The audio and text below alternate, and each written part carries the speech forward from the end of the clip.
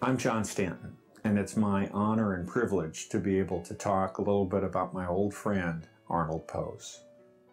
I rejoined the CTIA board in about '94, and when I did, the first person to greet me, the guy who stuck out his hand and said, "Welcome back to CTIA," was Arnold Pohs.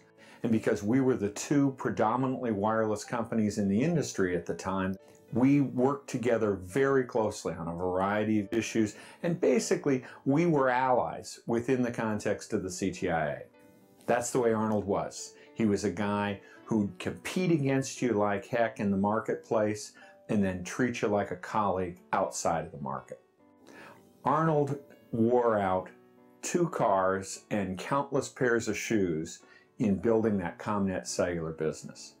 He was amazing. Beginning in the early 1980s, he literally would get in his car and he'd go market to market negotiating with hundreds of independent telephone companies. And he managed to assemble a remarkable portfolio of wireless assets. That's one thing. For a guy who had the background that he had on Wall Street, it's not surprising. What was surprising was his ability to put together a team of people and an organization that could compete effectively as a wireless company. The opportunity for us to provide wireless services in rural areas that were comparable or in some cases better than the services that were provided in urban areas was a profound change in those communities. Arnold embedded himself in the communities that they served. In every market in which ComNet Cellular operated, he understood the nature of the business that we had was a personal and intimate service, and ComNet was tremendously effective in becoming that company that provided those services. As chairman of CTIA, Arnold was an effective leader that brought together what were warring factions. And Arnold was a calm voice who would consistently be able to provide a reasoned and thoughtful perspective with respect to all of those things that we had to deal with as an industry. During the period in the 1990s, it was important for the wireless industry to raise its profile. And from the perspective of Washington, to a large degree, it was the big companies that dominated the view of what the wireless industry was.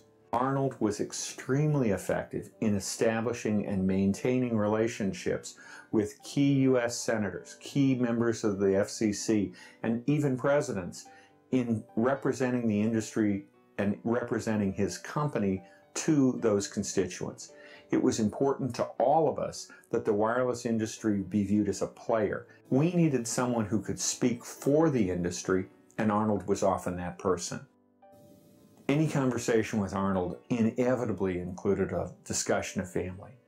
He and Connie, in their 60 years of marriage, had a wonderful life with kids and grandkids, and he never tired of pulling out pictures, particularly of the grandkids, and showing them off in any conversation. I only have one regret tonight. As most of you know, we lost Arnold this spring. It was a sad day for the wireless industry as well as his family. I only wish he were here tonight so that he could see all of his older friends appreciate having the respect and honor that we all have for him expressed through inducting him into the Wireless Hall of Fame. There is no one in the industry that deserves this honor more.